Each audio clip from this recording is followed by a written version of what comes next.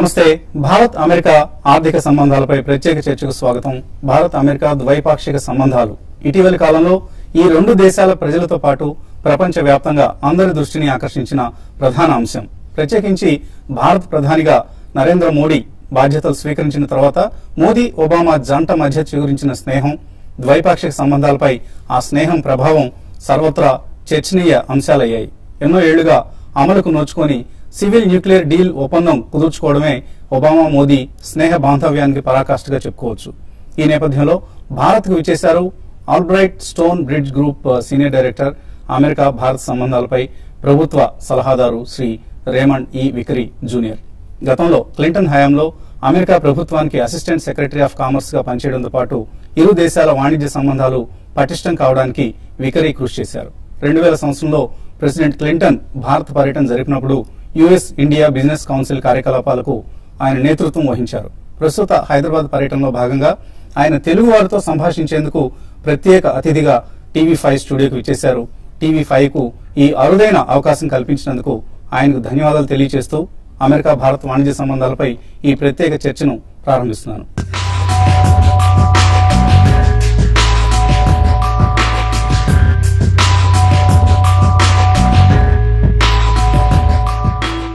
Good morning, Mr. Vickery, and good morning. Thank you so much for visiting TV5 studios this morning. Thank you for having me.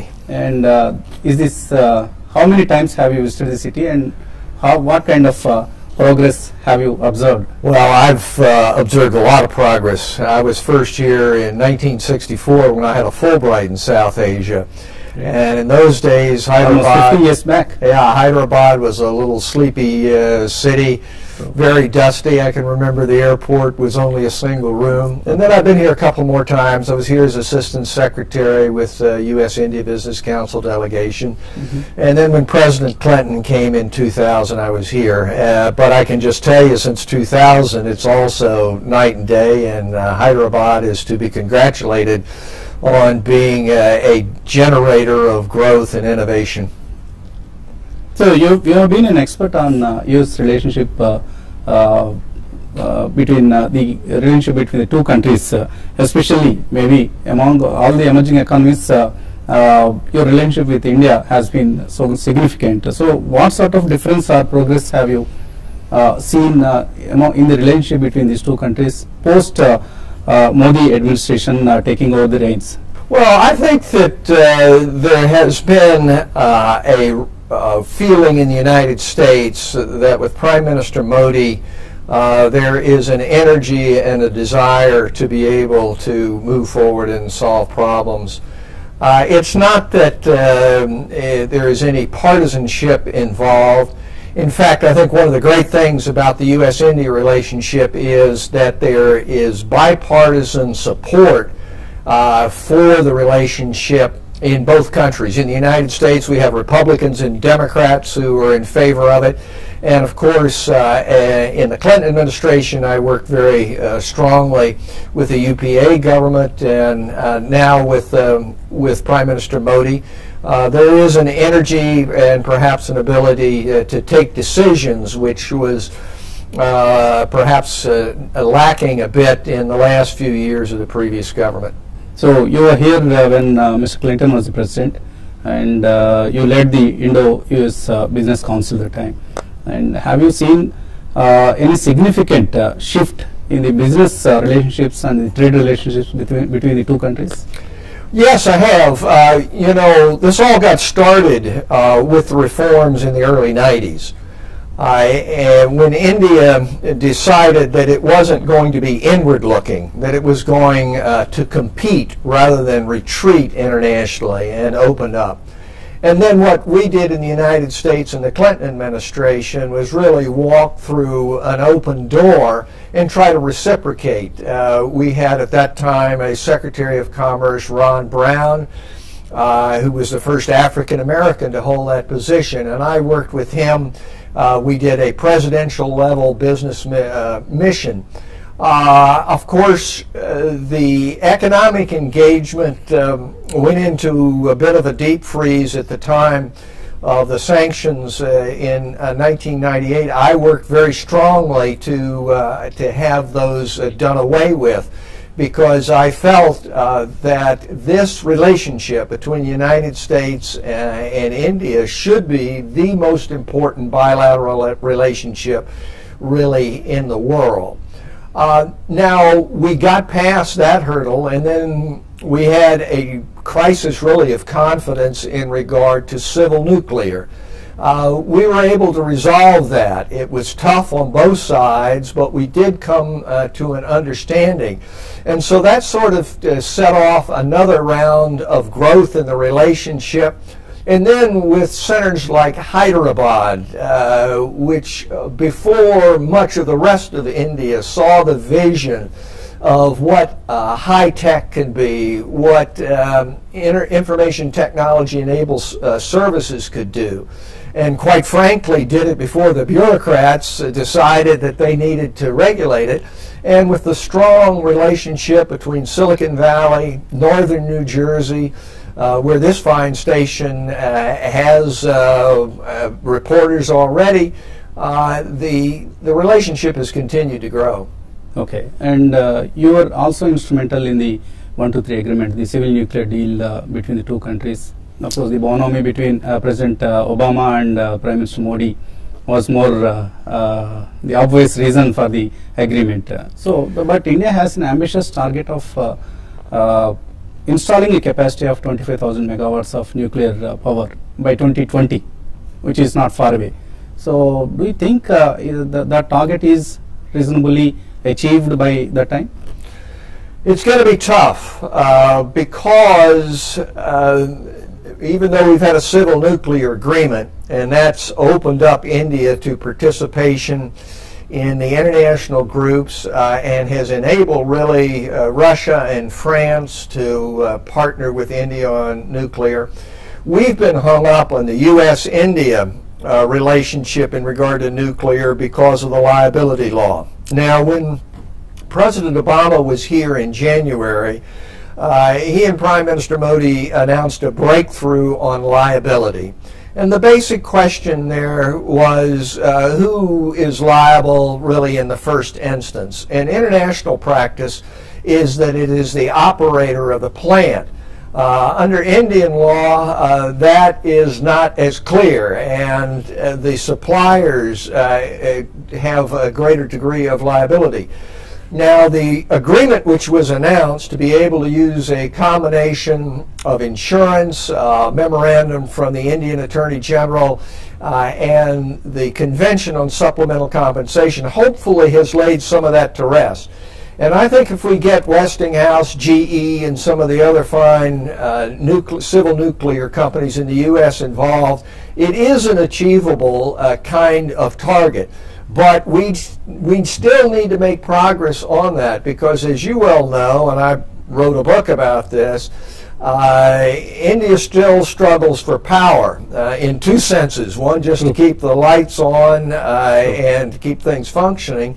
But without that, India cannot be the kind of world power that it should be. Do you think that the U.S. companies, with all these ambiguities still there, the liability side, do you think that U.S. companies will come forward, say, to supply the fuel or the reactors or whatever? It's like all other aspects of the U.S.-India relationship. It's one we have to keep working on, and we have to make progress every day. The relationship really, in terms of being best partners, being natural allies, is a new one. Systems are different, and so every day in business and in commerce particularly, which are really the driver of the relationship, we have to attend to these issues and work on them. But I think it can be done in regard to civil nuclear. So India is being termed as the biggest turnaround stories so far as the macro picture is concerned of late. But given the scenario, like the Chinese slowdown, or IMF has recently downgraded the global economic growth by quite significant notch. So do you think that India, as being touted around, will achieve its growth path? Well, India is in an excellent position to do that. You've gotten inflation under control. Your deficit macro is looking a lot better than it was. And also there is contrast, China having a meltdown in its equities market. Other places in the world, particularly with the BRICS being slow growing. So it's in an excellent position. But there's a lot to be done to realize on the promise. You take in regard to foreign direct investment, the UNCTAD survey, United Nations survey, shows that India is the third best target for foreign direct investment. It moved up to 9th place overall last year, but it has a long way to go to get to be in the place where people expect it to be. So there's a lot to be done. There's a lot to be done both in terms of process and in terms of structural reform, it seems to me, to realize. How do you rate the reform process that is being undertaken by the Modi administration of late? How do you view that? Well, I think on the process side and the intention side, there has been a lot done. As you know, there has been a lowering of FDI caps, both in insurance and in defense. There has been setting of a goal to move from 142 out of 189 into the top 50 in regard of ease of doing business. And those are all good steps. There's been a lot in terms of doing away with bottlenecks, with something which has happened in Hyderabad already.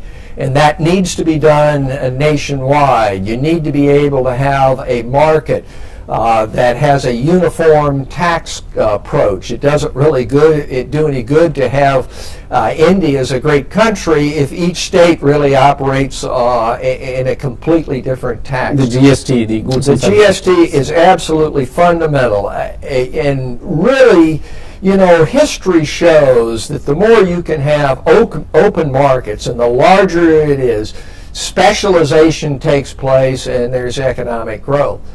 But I think that Prime Minister Modi and his government have their work cut out for them in more fundamental structural issues.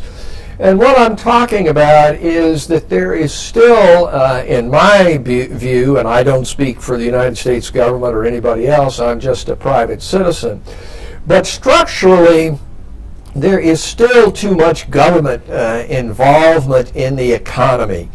The history in terms of being able to show progress is that when you open to markets and you allow more private enterprise, then you have greater growth. And still in India, whether it be in energy, whether it be in fields having to do with natural resources, there's a tendency to rely on government and government ownership. And in my view, that needs to be broken down. I mean, India won't even use the word privatization. It's got to be disinvestment because it's problematic politically. Well, that, it seems to me, is an area that has to be taken on by this government if it's going to meet its goals of double-digit growth to lift hundreds of millions of people out of poverty. So, of course, it again depends on how the equity markets are performing, because the divestment has to happen through the equity markets. And maybe how do you, because the US and Indian economies are, so far as the monetary issues are concerned, traveling in the reverse directions. You are trying to increase the interest rates, we are trying to lower the interest rates. So how do you view this scenario? You know, I think that there has been enough signaling of what's going to happen in the U.S. that the markets have by and large discounted it and taken that into account. So my hope is that as we go from really zero interest rates to something that's more reasonable in the long run, that will not have a great impact on India and India markets. That having been said, do you think that there will be outflows significantly post the rate hike? I think that the problem for India is going to be the large number of non-performing loans which are outstanding, particularly from the state-owned and public-owned banks. And those loans are going to have to be refinanced. And it is going to be more difficult rather than less as the United States starts to raise its interest rates, because there is no such thing as a completely separate economy in that regard. So that's one reason that India needs to take steps now, particularly in the infrastructure area, to get control of these non-performing assets and non-performing loans. Mm-hmm. And I was just going through the numbers, the Indo-US trade size. So 2014 it was $67 billion, and it was just $14.2 billion in 2000 when you visited Right. along with President Clinton. Quite a bit of growth. So it's a five-fold increase among the trade quantum. But still, India is still in the 11th position among the top 15 trade partners. So how do we improve our position? Well, you're absolutely right that we have not gone to the place that we should be in that regard. Actually, the figures are better than that which you've indicated. The $67 billion is goods trade, which is a lot easier to measure than services. In my book on economic engagement between the United States and India, I point out that if you add in services, you're probably increasing by another 50%. So I think we're up over $100 billion. But when you measure that against U.S.-China trade, it's probably about 25% of it. And that just should not be the case. I believe that one of the things that can be done is to take on this issue of the ease of doing business. The enforcement of contracts is extremely important. The ability to get access to electricity, which is reliable, the infrastructure development, the ports that have to be streamlined, that's a huge bottleneck now. These are areas which, if you're going to get to our goal, which our goal by 2022 is to go from $100 billion, where we are now, to about $500 billion. If we're going to be able to do that, then the ease of doing business, the way in which trade flows, has to be vastly improved. What's your advice to the Indian government to improve these, maybe the trade relations or the kind of slower progress that we are seeing in the nuclear side? Well, my advice would be that you can't expect simply to sweep this under the rug. We've got problems all along in terms of trade and investment. From the Indian side, H-1B visas, trade equalization agreements for Social Security payments, the really restrictive regimes that we have in terms of the export of liquefied natural gas. From our side, we have problems still in terms of the inordinately high tariffs which are there. India's tariffs are about twice those of China and about 5-6 times those of the United States. Further, they're not easily knowable. I'm sure, as you are knowing and your listeners and your viewers are, to know exactly what the tariff is going to be on any particular import in India is a very difficult process. One, the bound tariff is so much higher than that which is implemented, it gives too much kind of leeway. So that those have to be attacked. Now, another area which has to be attacked is the whole area of taxes. It's not only the goods and services tax, which needs to be uniform in order to be able to trade across India. It's the whole question of retroactivity and the unsureness of what your tax bill will be. The Vodafone case, the government wisely stepped back and did not contest what the Supreme Court had done, but there are literally hundreds of such cases still pending, and it is no answer just to say, oh, we'll let it take its course. There needs to be tax assurance that it's not going to be extraterritorial and you'll know what it is. I think one of the great things about what this government needs to be doing, in my humble opinion, is that basically these are things which are in the interest of Indian business people, of Telugu business people, for themselves. You shouldn't do it because the United States wants it to be done. Do what's in your best interest, and it will redound to the interest of both the United States and India. So finally, for most of our viewership comprises the youth. So their most dreamed about destination is the United States, obviously, to start their career, to settle down in a career. So what is your advice to our the young viewers? My advice is, one, follow your dreams, but more than that, it is to look to yourself as an entrepreneur, as an innovator. Don't let anybody tell you, oh, we tried that before and that won't work. But be a self-starter in regard to what you can do. And I think that here in India, with organizations like TIE, with the innovation incubators which are done, get involved with those kinds of activity. When Prime Minister Modi comes to Silicon Valley, it's said that is planned for sometime in October. That will be an excellent time for youth to be put forward and to be in front. Because, as our President Abraham Lincoln once said, in order to be able to make progress, it's not enough to say what should be done, it's what we really do. And it is to think anew, to act anew, and it's the youth of India and the United States which hold the key to that. Okay, and there is a lot of this startup culture growing in India recently, so there's a lot of noise being made. So are US companies or US investors interested in participating in the startup story here?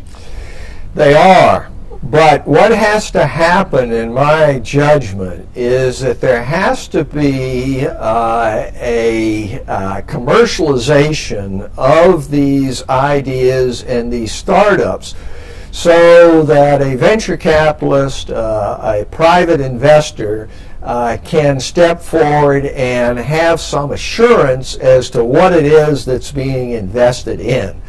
And that is going to put more emphasis on what has happened here in Hyderabad, to have innovation incubators which put those in a form so that the capital markets can work. But as you well know, the United States is by far the largest source of foreign direct investment in the world. And so the links which we have been establishing between the United States and India in terms of trade can be just as strong in innovation, startup, and investment as they have been in driving the relationship thus far.